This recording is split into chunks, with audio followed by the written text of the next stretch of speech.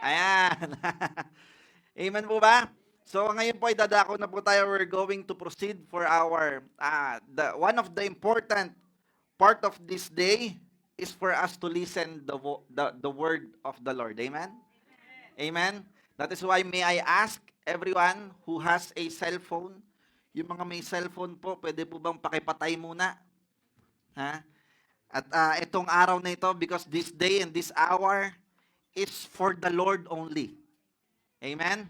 Meron na tayong, binigyan na tayo ni Lord ng days at ng hours after nito. Pero this hour and these days is for Him only. Amen? Kaya yung mga may cellphone, pakipatay muna. Yung mga walang cellphone, pakipatay na rin. Joke lang. Joke lang. Amen po ba? Amen po ba? So tayo po dadako na sa kanyang pag-aaral ng salita. Pero bago po yan, may I request for each one of us to please rise. And we will pray for the Lord once again. Father God in heaven, we thank you once again. And may you prepare each heart, each mind, each one of us here, oh God, individually, to receive your word, to absorb the nutrients of your word, oh God. Lord, every detail that will come out from your word, Panginoon, ay matanggap namin. At ito ay tumanim, ito ay magbunga, at ito ay mai-apply namin at maisapamuhay namin sa aming buhay. Dalangin po namin, Panginoon, ang lahat, O God, the things that you see in our hearts, in each one of us, that is against you. Lord, may you cleanse us, purify us, and sanctify us, O God. Sa oras po na ito, ikaw lamang po ang pakikinggan namin. Ikaw lamang ang bida, ikaw lamang magsasalita.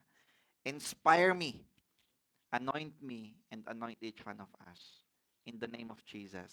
Amen and amen and amen. Pwede po ba nating palakpakan? Can we give a best clap offering for the Lord? Yan, yan. Sige po, tayo po yung makakaupo na. Hallelujah! So ngayon pong umagang ito, for this day, we are going to talk because this is a January, what? So first month of the year. Amen. So because first month of the year, you know what, church? Every beginning and every first for the Lord is very important. And nahapyawan na natin ito, naipatikim na natin ito, may free taste na tayo dito sa mga umattend ng prayer meeting during that time, pero patikim pa lang 'yon. But this time you are blessed. Why? Doon sa mga nakarinig, why? Kasi nauna na kayo at ngayon makakadoble pa kayo. Amen? Kaya ngayon, we were going to talk about this. Ano yan? This is what we're going to talk about is, let's read it. 1, 2, 3, bounce back. Bounce back. Ano yung bounce back, Pastor? Di ba, may bola pa, di ba? Makikita niya may bola. At mamaya may illustrate tayo dyan. Ano? Kasi, naglalaro kami I'm playing with, sino to, si Ephraim. At naglalaro kami, bula, bula. At si Lord talagang siya yung nangungusap. Amen po ba?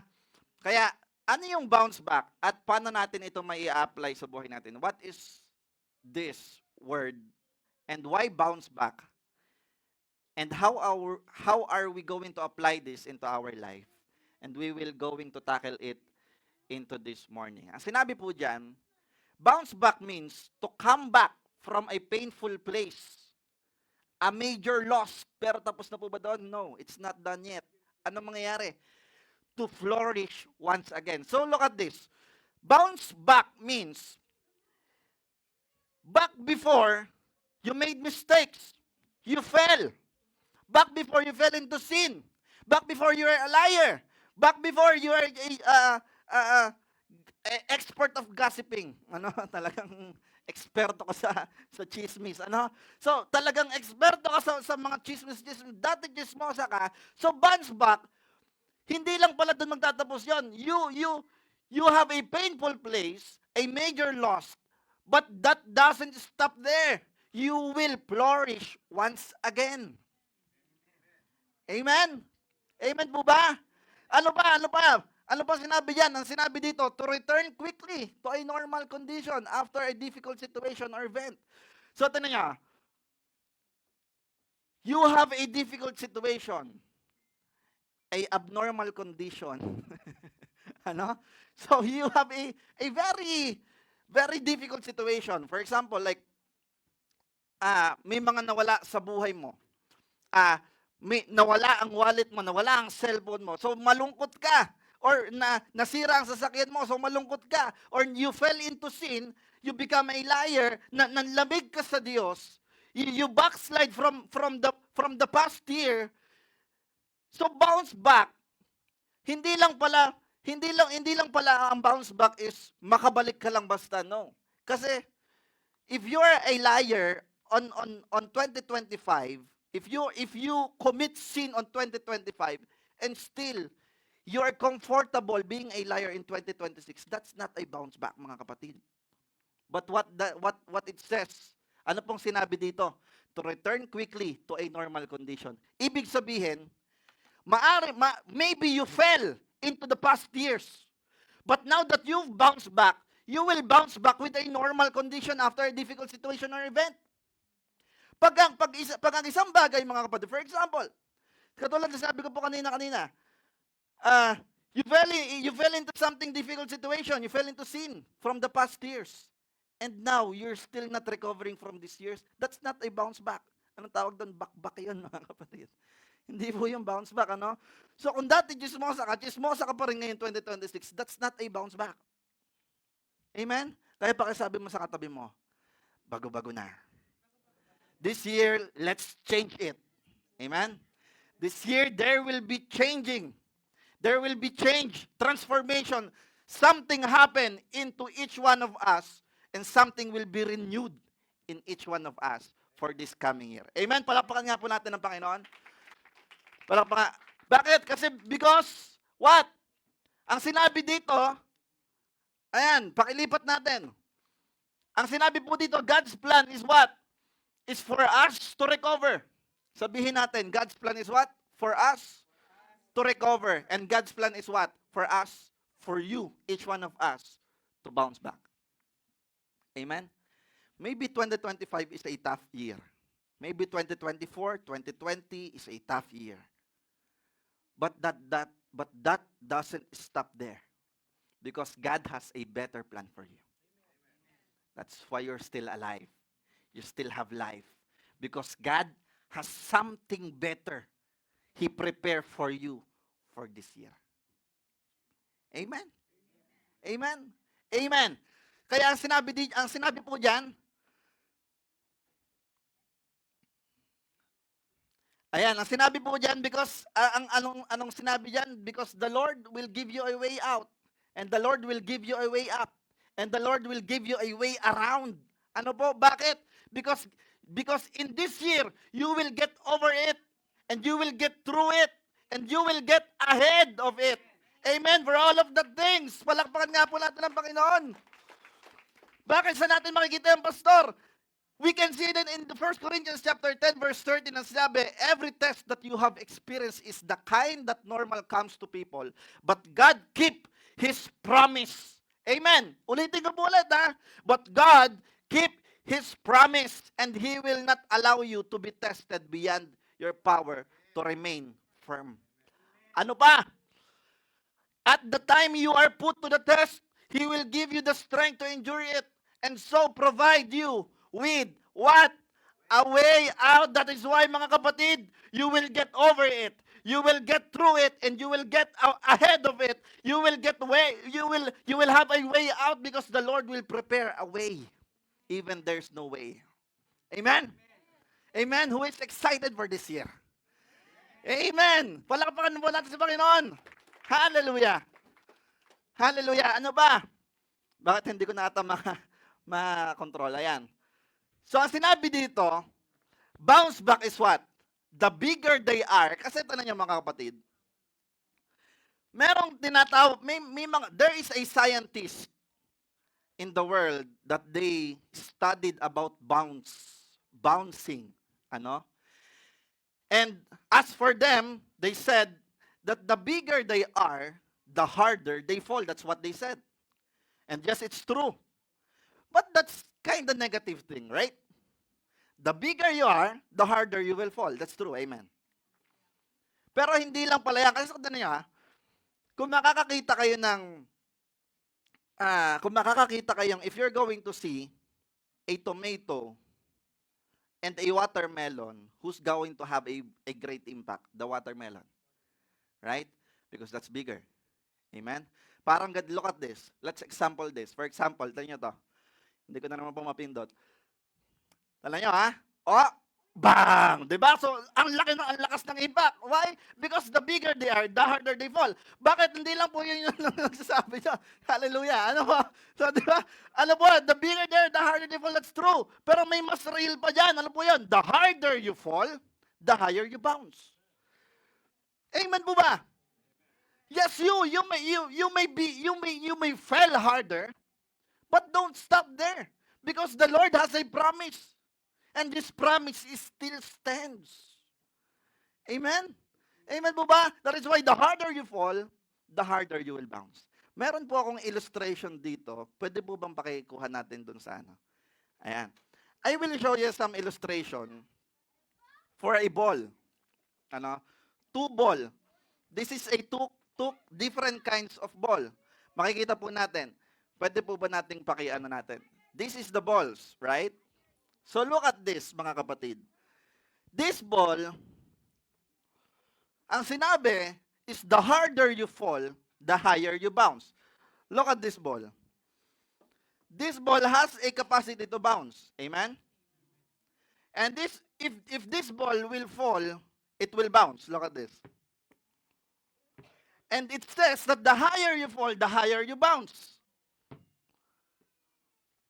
That is why maybe sometimes, mga kapatid, my dear brethren, there is tough times in our days from the past years, and maybe there will be tough times also in this year. I will not promise you that this year will be a smooth years. There's nothing like that, amen. But there will be challenges. There will be a difficult times, but don't stop there. Bakit? Because the Lord says that the higher you bounce, the higher you fall, the higher you will bounce. Maybe this year, magkukulang ka, pero wag kang titigil doon. Bakit? Kasi tataas ka pa rin. Wag kang titigil doon, may impact ka, pero tataas ka pa rin. Pagpapalain ka pa rin ng Diyos, magkukulang ka, but there will be provisions. There is a sickness, but there is a healing. Amen after that. Amen po ba? Pero hindi lang yan. Ano po yung nakikita natin sa ball lang ito? This is a ball also. But there is a difference about this ball. It has a lack of air. That is why the time that this ball fell, it's not going to bounce back. Tanan niyo po kahit anong push ko diyan ng malakas, hindi yan mag-bounce back. Bakit? May kulang. Amen? But this year, mga kapatid, 2026, who has a faith in Christ, because Christ is within you, you have a power to come back. That is why whenever you fell, how harder you fell, how bigger you fell, you will bounce higher also. Bakit? Because Christ is within you. Amen po ba? Dahil ang Diyos ay nasa sayo, mahulog ka man, mahulog ka man, mahirapan ka man, hindi ka matatapos doon. Masaktan ka man, talagang maghigaos ka man, hindi ka mag-stay doon. You will not dwell in that place. Bakit? Because the Lord has given you a capacity to what? To bounce back. Amen po ba? Amen po ba? Ano pa? So according to them, there is a three phase of bounce back. What is that? It says phase 1 is the fall, just like what I said earlier. Look at this. The fall is this. Part of the bounce back, mga kapatid, is fall. At ang fall po, hindi po madali. Ano? If you're going to remember, or we didn't experience it kasi Yesterday, we swim at the Terwilligar, ano? So, gusto ko sanang ipa-experience sa kanila lahat na tumalon doon sa ano, para maranasan nila yung fall, ano? Pero hindi namin na-experience yun. So, the fall is not easy, amen? If you're going to be fall, it's a difficult situation. Pero ano niya, ang sinabi dito, don't let your fall be a fail. It means, mga kapatid, it doesn't mean that you fail. It doesn't mean that you fall. You failed already. Amen? Amen? It doesn't mean that you didn't pass to your exam, you failed already. Failure is not having a bad grades to exam. That's not a failure. Failure is that you stop studying your exam. Failure, look at this, dala niyo po Failure is not on your fall times. But what is it? Failure is when you decide not to get up. Yung failure, it is not that hindi pa ito yung hindi mo makamit yung pangarap mo, or you fail to get what you dream of. The failure is for you giving up your dream or not having dream anymore. Amen? Nakukuha niyo po? Kasi bakit? Buhay ka pa, you still have life. Amen po ba? So yung bumagsak ka sa exam, yung hindi ka matanggap sa trabaho, hindi ba failure yon? Yung ikaw ay yung ikaw ay ma-deny sa papel mo, hindi ba failure yon? Why? Because you still have a life and you still have a chance. Amen? Ano ba? Failing is not a fatal. And failure is not final. Ano ba? You are not a failure until you gave up. Palakpakan nga po natin ng Panginoon. Saan po natin makikita yan, mga kapatid? Proverbs 24 verse 16. Ang sinabi, a righteous person may fall 7 times. Grabe. But he gets up again. Amen. Amen po ba? Ang dami. Ano klaseng, what kind of human is this, Pastor? He may fall 7 times? Yes. How many times have you fall? Not physically fall. Maybe sometimes tinamad ka ng magsimba kay Lord, tinatamad ka na kay Lord. Wala ka ng time kay Lord. Minsan, talagang napapagpapalit na natin si Lord. Wala na tayong interest kay Lord, wala na tayong appetite kay Lord. That's failure. That's fell. But that's still not a failure. Amen? You may fall 7 times. Maybe madami tayong pagkukulang kay Lord. Hindi tayo nakapag-devotion, hindi tayo nakapag-pray. But that's a fail. But still, because the Lord is within us, the Lord will rise us up again. Amen? Nakukuha po natin? Nakukuha po natin? Ano ba? Sa phase 2, mabilis lang ito mga kapatid. Phase 2, what is that? It is the impact. Tanan niyo po Yung fail is very hard. But the most hardest part of this situation is the impact. Tandaan niyo yung fail, okay pa. Pwede mo pang anuhin. Pero yung impact, masakit yun mga kapatid.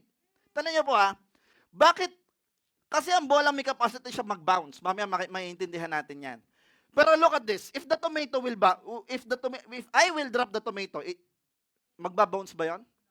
Hindi, 'di ba? Pag nagbato ba ako ng watermelon, magba-bounce ba 'yon? Hindi. That's the thing, mga kapatid. Tandaan niyo po the impact is a critical time in the bounce back process.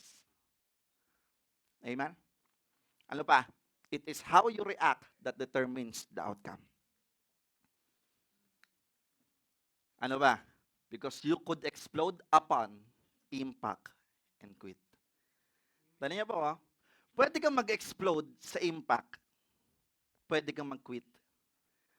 But don't stop there. Tandaan niyo, kasi mayroong mga iba, nagkaroon ng impact, but because there is no God, because they have no hope in God, because they have lack of faith to God, hindi sila makabounce back. That's katulad ng sinasabi ko. That's the hardest point. The impact. Amen po ba? Kasi yung mahulog ka, okay ba, kaya mo pang taasin, kaya mo pang tiisin yon. sa situation of life mo. But the hardest point is your impact. How will you bounce back? Paano ka makakabalik? Paano ka makakabalik ulit sa situation mo? Paano ka makakabalik ulit sa faith mo? Amen po ba? That is why you need the Lord your God in your life. Amen. You could absorb the impact and bounce back. Amen. Katulad nito, tulad ng illustration ko po, because this one has a lack of air, it cannot bounce back. Just like that, Pag hinulog mo yan, ganyan lang siya. Kahit harder mo, ganyan lang yung kaya niyang abutin. But because a righteous person like you, why righteous, Pastor? Because the Lord is within you. And because the Lord is within you, how harder you fall, how higher you will bounce. Palakpakan nga po natin ang Panginoon. Hallelujah. Hallelujah. Kaya anong sinabi dito sa 2 Corinthians chapter 4, verse 7 to 9? We are like a clay jars in which these treasures is stored. The real power comes from God and not from us. Amen. We often suffer, but we are never crushed. Even when we don't know what to do, we never what? Give up. Ano ba? In times of troubles, God is with us. And when we are knocked down, we get up again. Palakpakan nga po natin ng Panginoon, mga kapatid. That's what we call the impact. Amen. Yung ikaw ay makabalik ulit, yung ikaw ay hindi sumuko, yun yung impact. At doon magmamatter yung status mo kay Lord. How will you react in a situations? Are you going to react negatively? Are you going to react positively? Or are you going to react with full of faith? Amen? Palakpakan po natin muli ang Panginoon. Hallelujah. Sino po dito na na-excite? Amen? Amen. Phase 3, what is that? The bounce back. Ang bounce back po, mga kapatid, tanong niyo po sa phase 3 natin, the bounce back, the ball has the capacity to bounce. Ganon din ang tao. Even in the human form, do you know what? That you still have a capacity not to bounce, but to get back. Why? It is because, do you accept Jesus Christ? If you do, then the Lord is with you, and because of Him, you have the capacity to what? To bounce back. Amen? Tanong niyo po kasi ang bola, this ball has a resilience. Say it, resilience. Resilience. What is the resilience, Pastor? The resilience is the ability of an object to return to form after it's been bent, stretched, or compressed. That is why this ball, how many times it fell, magbabounce back lang siya at hindi siya madedeform. Bakit? Kasi may resilience siya. Do we play a rubber band before nung mga bata pa tayo? I know especially in the Filipinos, we play it, it's our toys, right? So, yung rubber band, gagawin mong star, gagawin mong bahay, gagawin mong mukha ni Mr. mo. Tapos, di ba? tapos, pag binitawan mo, kahit i-stretch mo yan, you will stretch the rubber band and it will form circle again, right? Why? Because the rubber band has a resilience. Amen? At ano nyo bakit I will ask you something scientifically. Yan. So, in our world, based on our understanding, what do you think is one of the pinakamatibay or one of the strongest tree in our earth na nagsisimula sa letter N? Nyug. Hindi, yung matigas ba? Nyug. hindi, ano? So, ano po ito? Ano po ito? Hindi, joke lang. Hindi letter N, mga kapatid. According to, hindi, matibay din po siya. Pero according to the Bible and even to the some of isa sa pinakamatibay Isa sa pinakamatibay na puno sa mundong ito is what? It is the palm tree. Ano? Part din ng nyug. Ano? Nyug. ano? Ano? So, palm tree. Bakit po? Kasi ang palm tree, why? Because palm tree has a capacity of what? It has a resilience. Amen? We will see it in the video. Ipapakita ko po sa inyo. It happens, I'm not sure if it's on the Australia or in the US. It happens. They have nagkaroon sila ng bagyo, storm, great storm or hurricane. And you will see why the palm tree is one of the strongest tree in the earth. Bakit? Kasi it may fell the leaves or even the fruits of the palm tree, but the palm tree will still remain standing. Tignan niyo po, oh. Ayan po yung nangyari I don't know where it was. Pero look at this. Look at the leaves. It will fall. The fruits will fall also. But the tree will still remain standing. And after that, they will flourish once again and come back to its leaves and with comings from these new fruits. Amen? Kaya pala mga kapatid, ang sinabi sa Psalms chapter 92 verse 12, the righteous will flourish like a palm tree. Ha? They will grow like a cedar of Lebanon. Ibig sabihin, parang ganun pala tayo mga kapatid. Palakpakan nga po natin si Lord. Malakas pa. Hallelujah. Ibig sabihin, para pala tayong palm tree, that yes, the hurricane, the storm will hit us. The challenges, trials will hit us harder, but we will still remain standing. Why? Because we stand in the name of Jesus, which is the rock of our salvation. Amen. And time will come after that storm, our leaves, our fruits will come back brand new. Amen. Bakit? Napalitan eh. Amen po ba? Amen po ba? Amen po ba? Tanong niyo si Jesus. Jesus also show a bounce back into us. Tanong niyo po because of His death. That is what? The fall. And not just that, because He was buried, that is the impact. Amen?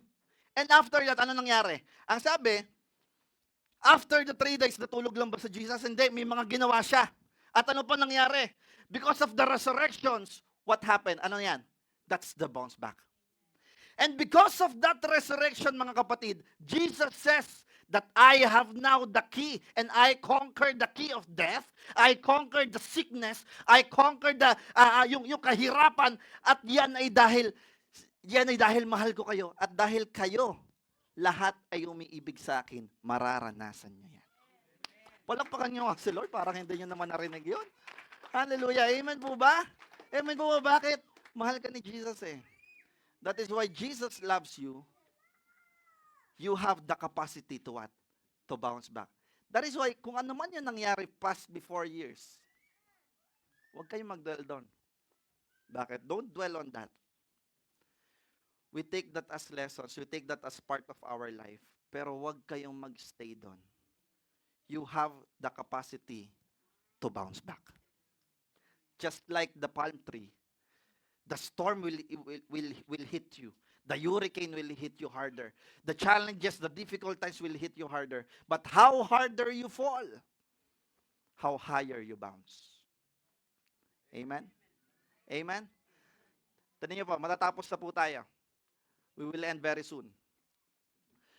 Ang sinabi po dito, Romans chapter 8 verse 11, the Holy Spirit raised Jesus from the dead. Amen? Do we believe that? The Holy Spirit raised Jesus from the dead. Tanong niyo po if the same Holy Spirit lives in you, where's the Holy Spirit? It is in us. Amen? He will give life to your bodies in the same way. Amen? Tanong niyo po sige po, palakpakan niyo ang Diyos. Para kay Lord yan, hindi na para sa akin. Look at this. What is your situations right now? Is your pocket is died? Your wallet is died? Your bank account is died or almost gone? Naghihingalo na po ba yung mga yan? O ano ba, kamusta na ba yung ano natin? Naghahabol ba tayo sa status dito sa Canada? Ang sabi ni Lord if the same Holy Spirit lives in you, He will give life to your bodies the same way He does to Jesus. Kung ang Holy Spirit nasa sa inyo, walang mahirap. Yung patay na bubuhay. Amen po ba? If the Holy Spirit is living in you, there is no difficult to Him. There is no difficult to our God.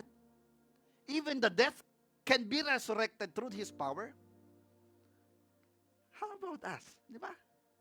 Do we have faith like that kay Jesus? That even kahit how hard our situation is, nasa dulo na ba tayo ng end point of our life? How difficult it is? But if the Holy Spirit lives in you, mga kapatid, if the Holy Spirit lives in you, how hard your life is, how difficult your life is, maybe mga kapatid, this 2026 will have a difficult situation also. Tough situations also, tough times also. But don't stop there. Bakit? Kasi the Holy Spirit who lives in you will give you life. Will give you hope. Will give you the capacity to bounce back. Will give you the capacity to overcome every challenges, every difficult situations. If you lack something, the Lord will provide. If you get sick, the Lord will heal you. And if you need miracle, the Lord is a miracle worker. Amen po ba? There is no impossible to Him. Kaya tanong niyo po, ang sinabi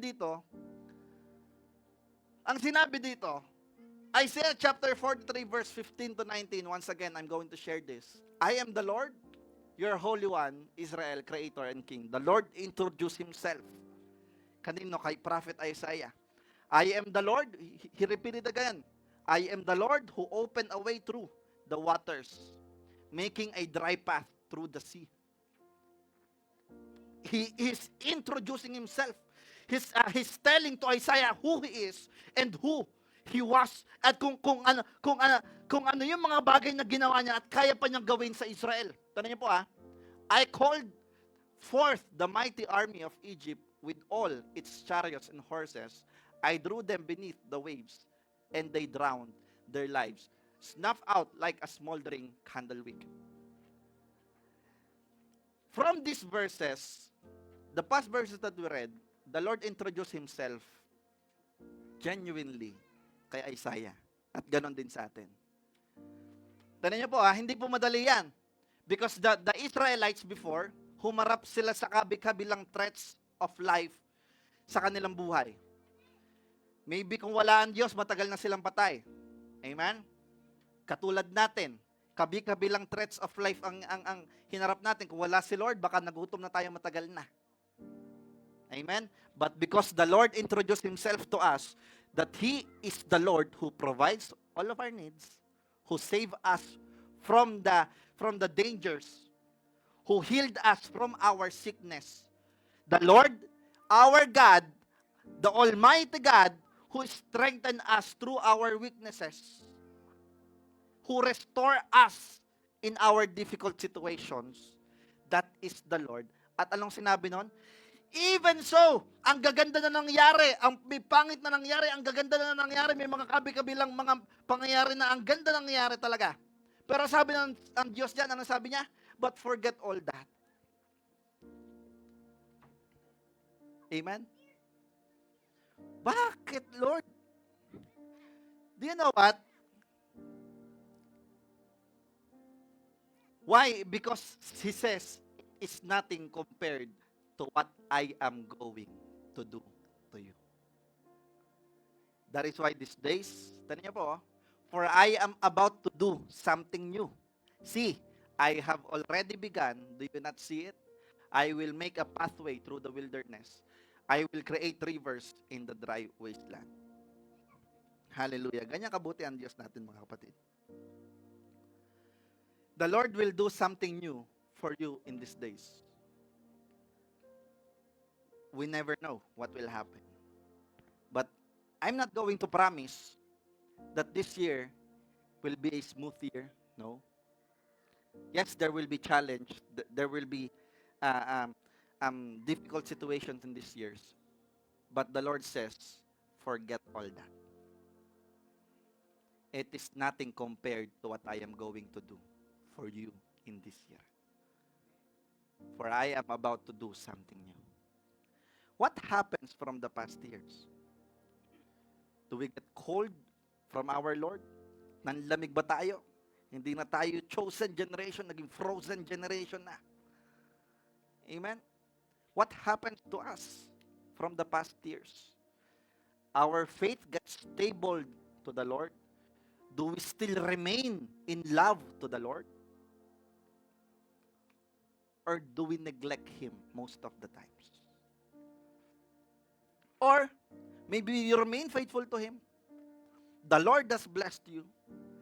The Lord pour out His Spirit to you, empowered you so much, anoint you, shows you His blessings and favor. You experience it. But the Lord says to you today, forget all of that. Hindi po sinasabi ni Lord na kalimutan na natin, ipagsamtabi na lang natin, o baliwalayin na lang natin lahat ng yan. Hindi. Mga kapatid, ang sinasabi ni Lord dito, huwag kayong mag-dwell sa past nyo. Bakit? Kasi, ang daming Kristiyano po in these days, hindi makasunod kay Lord, hindi makapaglingkod kay Lord because they see themselves na sila ay hindi karapat-dapat. Praise God! Wala naman talagang karapat-dapat. There is no one who is worthy to stand here, to play the instrument, to lead, to worship Him. We're not worthy for that. But because of the grace of the Lord, kaya lang tayo naririto lahat. Amen? Amen po ba? Kaya sabi niya, forget all of that, oh. Kalimutan niyo na lahat ng mga bagay na yon. Yes, nagkulang kayo, nagkasala kayo, yes. O madami akong ginawa sa inyo, yes, madaming mga nangyari, pero forget all of that. Bakit? Kasi may gagawin siyang bago sa inyo ngayong taon na ito. At yun yung i-look forward nyo. Be excited for the signs and wonders. Be excited for the miracles. Be excited for the provisions. Yes, there will be difficult times, but the Lord has give you what? A capacity to what? To bounce back. Palakpakan po natin ng Diyos. Hallelujah. Pwede po bang lahat tayo tumayo?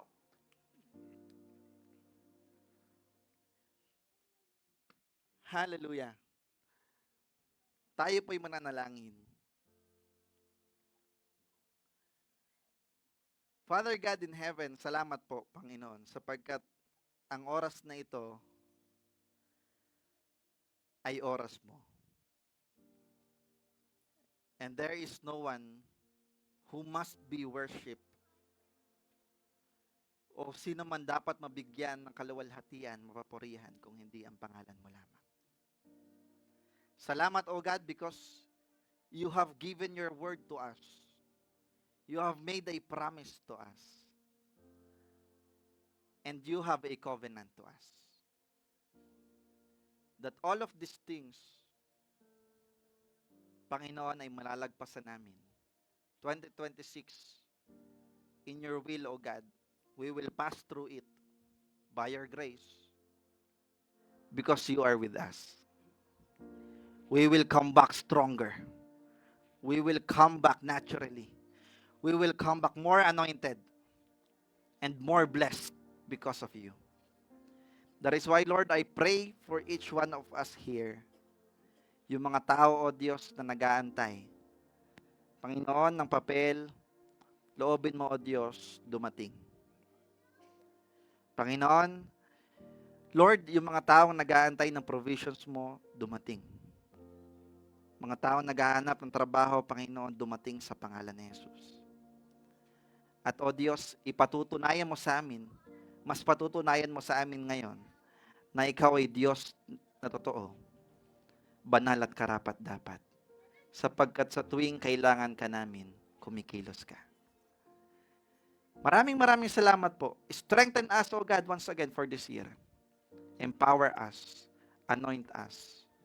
May you help us, O God, to endure the tough times that we will face in this year. But at the end, you will give us the victory. Salamat po, Panginoon. Sa iyo ang lahat ng papurit pasasalamat. Sa pangalan ni Jesus. Amen and amen.